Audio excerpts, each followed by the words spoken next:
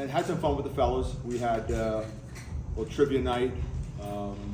We announced who the leadership council was going to be for the season. We did a single-digit review, and then we also had the freshmen come in and do the fight song for us. The neat thing about the fight song was that we had the band come over, and a group, maybe 20 members of the band and cheerleaders come over and kind of surprise the fellas with that. So, my whole thing is, and my thesis on coaching is very simple. If this is just business, you're not going to get out of them nearly what you could if they know that this is a family situation. And we make this building very much family. I encourage the band to play some Casey and the Sunshine Band during the year. Hopefully they will.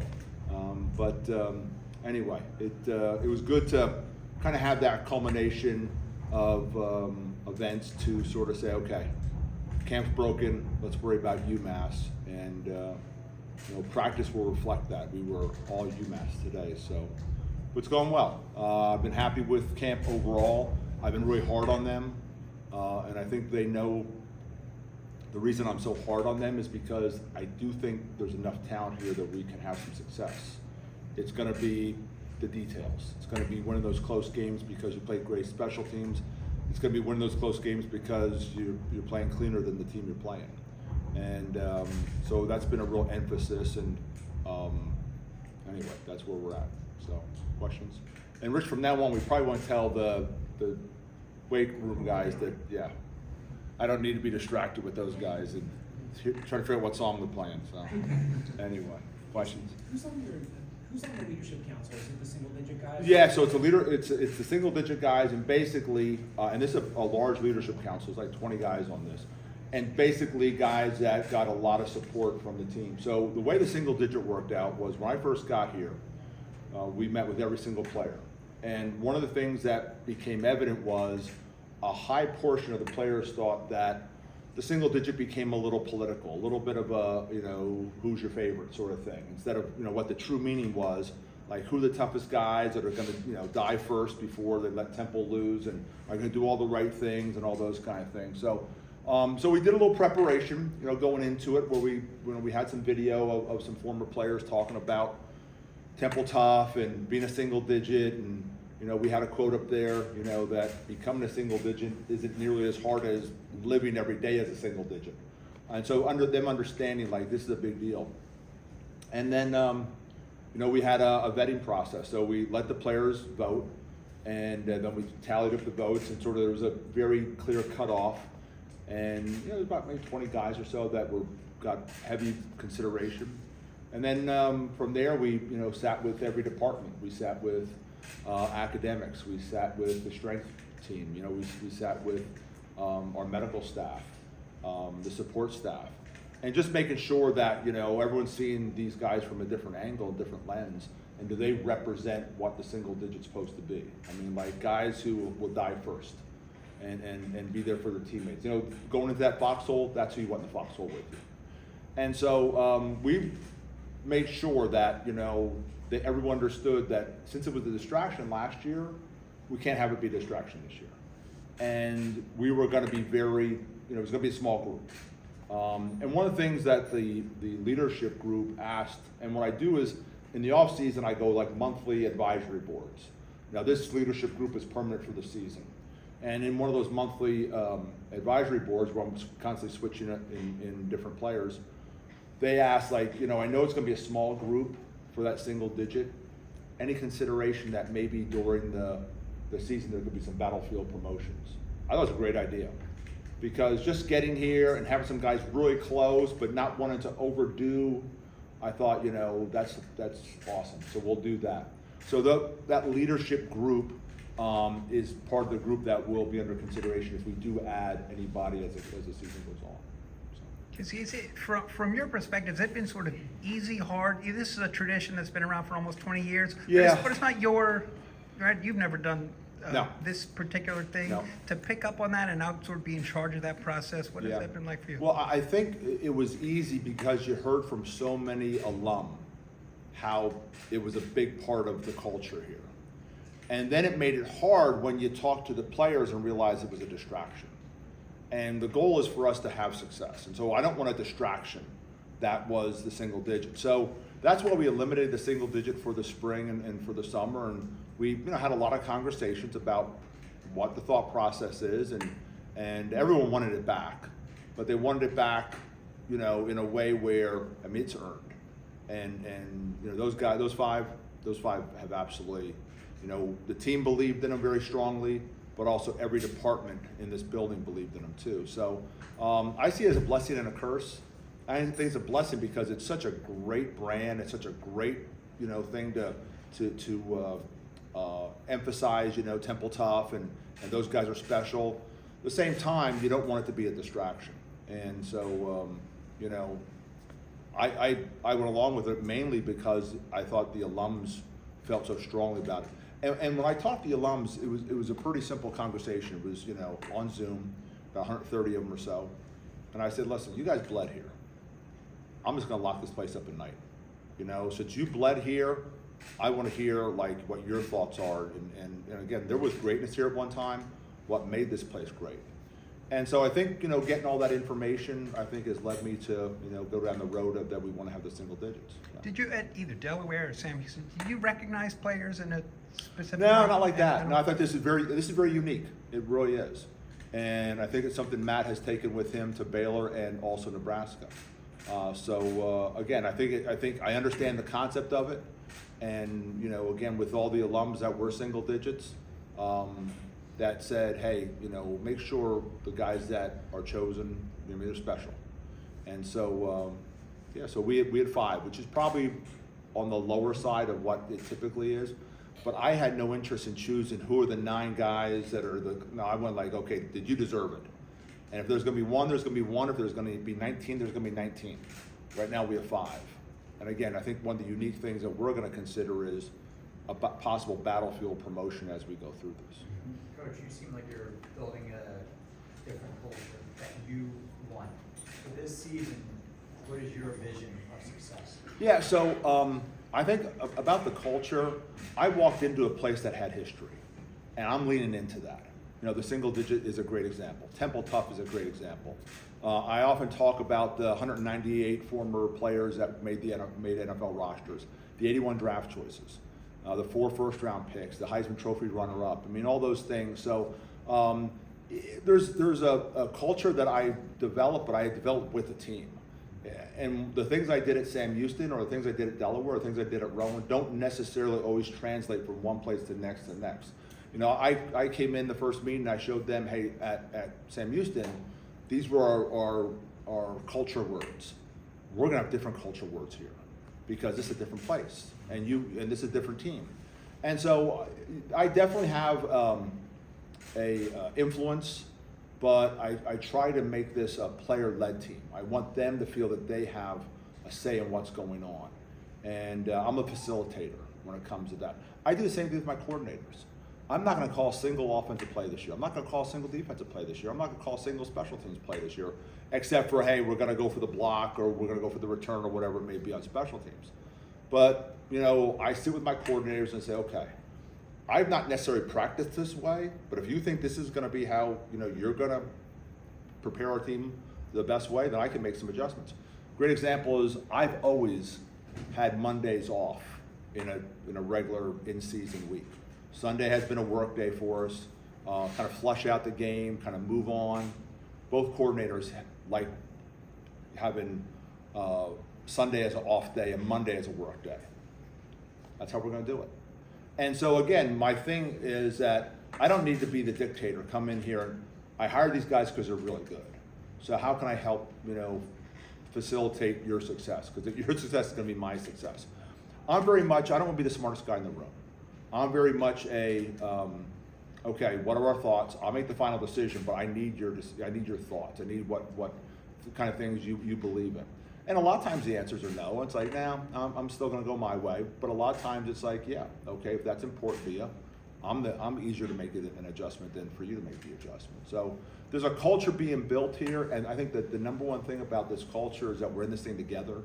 When we lose, we lose. When we win, we win. And so that's what I've been trying to emphasize to the fellas is that this is something that we are gonna go have the 2025 season. Together, we're gonna do this. And there's gonna be some bumps along the road. There always is. It's football, you know?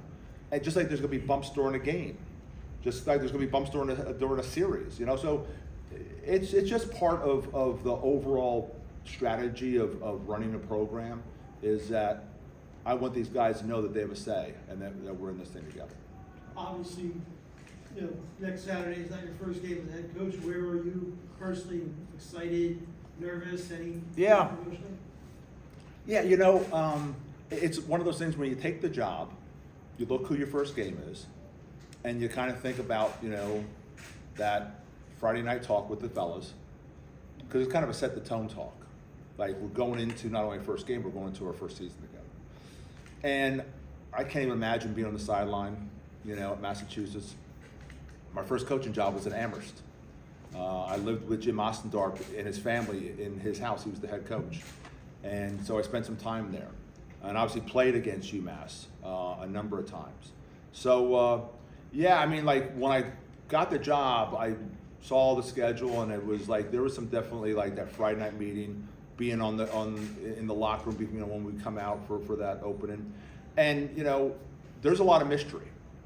Again, you know, playing against each other, you only can tell so much. But I do think there's enough talent here. If we can handle those moments when things don't go our way, because those are the moments you can't create. I mean, I played for a great coach, Tubby Raymond, and he would always talk about how you can't simulate a game.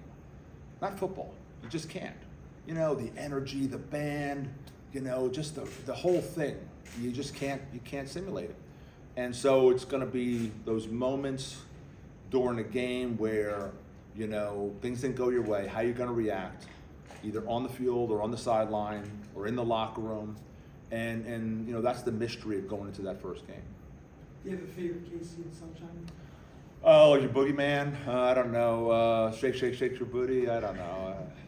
There's some good ones out there. I actually got a chance to see him play at the Allentown Fairgrounds. 1980, whatever. Oh my God, I don't even remember. But anyway. The other day you talked to us about how you're not going to announce your starting quarterback, but you guys might be in a position where even if you needed to go into next week, it might not matter if you're still splitting up the first team. Well, yeah, and I think what's happened is, you know, Tyler and I sat and talked about the quarterback situation, and boy, their numbers are like, you know, both at 70% completion, touchdowns to interceptions, and they both got a lot of 1 reps and 2 reps. The way Tyler did, which I thought was really smart, was we know it's a 2-man race. And so all those 1 and 2 reps, they got almost all those 1 and 2 reps. And so, you know, it's pretty equal in terms of, like, you know, what conditions they went under. And they both played really well. I feel like really good that I have 2 quarterbacks that we can win with. And that's hard, you know, at any level, especially the value of a quarterback. I mean, it's tough to get a guy who's, you know, gonna come in and compete. And when we brought Giovanni in, you know, we said, listen, you're gonna have to come in and compete. And when we had Evan here, we said, hey, listen, we need to bring someone in, because we are not gonna have a situation with 1 quarterback, you know, we need to have competition. And they both handled it amazing. I think I don't know if they're best friends, but there's a relationship out there. They both, I mean, I remember Giovanni throwing a touchdown pass in the last scrimmage, and Evans cheering them on. And so, yeah, they've handled it really well, very maturely. And again, you know, quarterback's at a tough spot where, you know, it's tough to play more than 1.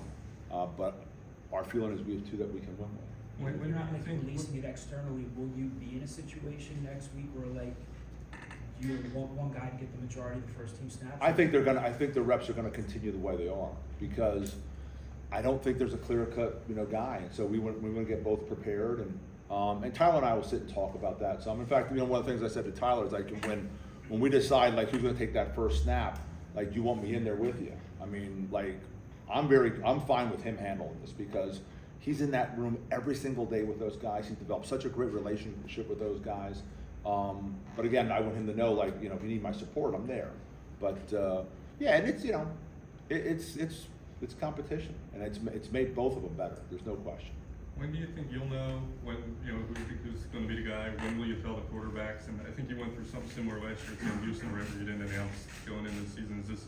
Yeah, because we same thing. We had brought in that situation. We brought two guys in that from the outside, a junior college player and a transfer from Central Michigan, and so and it was tight competition, and it was sort of a flip of the coin. But that one was like, you know, clearly won the job, and so, you know, we felt pretty good going into Rice. That was our guy. This, I don't know if anyone clearly has won the job. So it's unique. I don't get really too caught up with it. I think I've talked to Tyler one time about it. I say, you know, or actually he's the one who brought it up to me. Like, he wanted to kind of just let me know where we stood with things. And I don't really have a time frame that I think we have to do this by. I'm sure after this week, Tyler and I will have some more conversations about it. But right now, it's like, I don't say it's the last thing on my mind, but it's pretty far back, because I feel really good we got two guys who can play. Is it as close, 30 years as a head coach, is this about as the closest situation like this that you've had? Well, I remember I had Ryan Carty and Joe Flacco, and I remember Ryan played really well in the camp, and we decided to go with Joe on a tight one, and he may have slammed the door and, you know, hollered at me, and all in the competitiveness that he has. I love that about Ryan. He's such a competitor. And, you know, it was the right decision, obviously, because, you know, Joe had this tremendous upside to him. But Ryan really played well during camp. And it was one of those where, you know, through a different lens, you could have gone either way. But I think what was that was like, Ryan had a ceiling where Joe didn't have that ceiling. Joe really had, you know, Super Bowl MVP talent, you know. So, yeah, so I've had a bunch of them that have gone down the wire like this. But like I said, I feel so good that we have two guys who can play, because in this league, it's hard to find a lot of teams that will have two guys who you can win with. That's super, Coach. When you're in a tough competition like this and deciding, what are some deciding factors in your mind that stand one person out towards the other? Well, yeah, I think like early on, it would have been okay. Maybe the team is more comfortable with Evan just because they know Evan. I don't think that's a situation now. I think the number of plays that Giovanni's made, they're comfortable with both of them. So I think those are the kind of things you look at and say, okay, does one of them make the other 10 better? And maybe this makes the other 10 better because there's a confidence level there. It's like, yeah, we're confident because we know, you know, we've lived with Evan. I don't see that now. Maybe 10 days ago, but what I see is a team going, we got two guys we can win with, you know, whoever they decide to put out there, let's go.